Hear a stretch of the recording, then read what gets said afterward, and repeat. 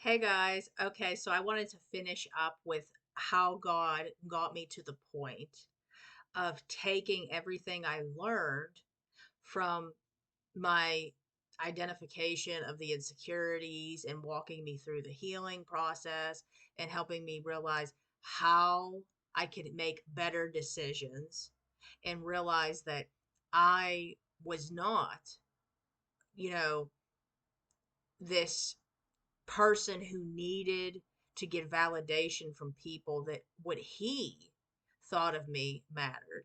When he walked me through all of that and I made those decisions to make more effective decisions on how to cope with the things and all that. And this is something that I'm still learning, of course, and I'm still not perfect in. And I don't expect anybody to never, ever care what somebody has to say or any of that. Sometimes we're going to have the residue.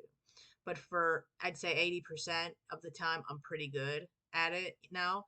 But after I got to that point, he then wanted me to start reflecting on what he said about me. So like when somebody would say something about me, he would use so many opportunities to tell me what he personally thought about me.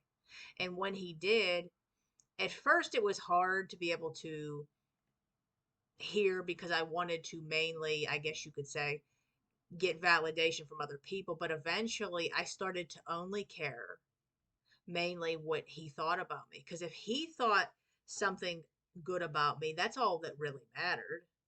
Common sense, we all could find things about ourselves that we don't necessarily like.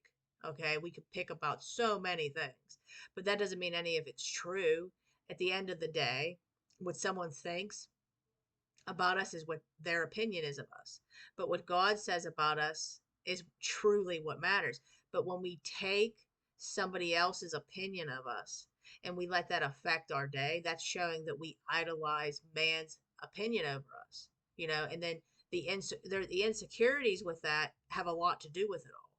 So, in other words, we can't move past that until we stop caring about what other people think about us. The validation of man, them validating us to make us feel better. And this is one of the reasons why a lot of people's marriages fall apart because so many people need validation in another person.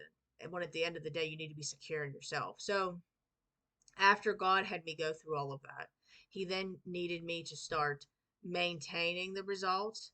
But I have a lot of relapses, guys. I will be the first to tell you I'll be doing great and then have a relapse.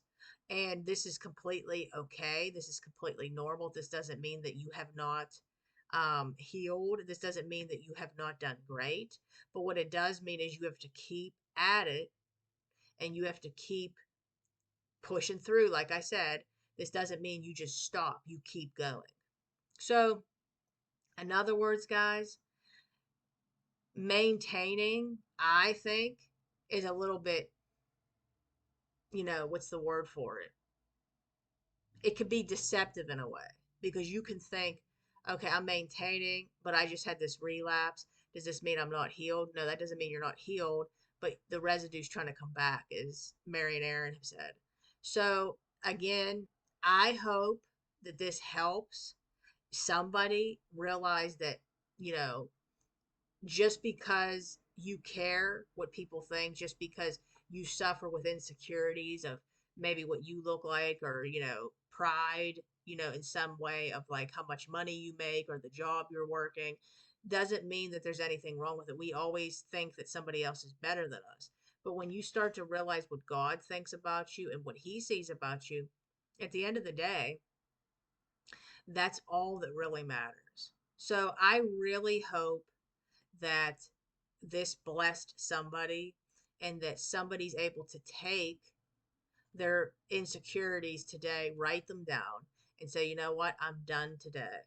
I'm not going to try to find validation in what somebody else says about me. I know this about me. I know what God knows about me and says about me. Because at the end of the day, that's what matters. I love you all so much. I hope that this blessed you guys again, and I hope you have a wonderful day. Bye, guys.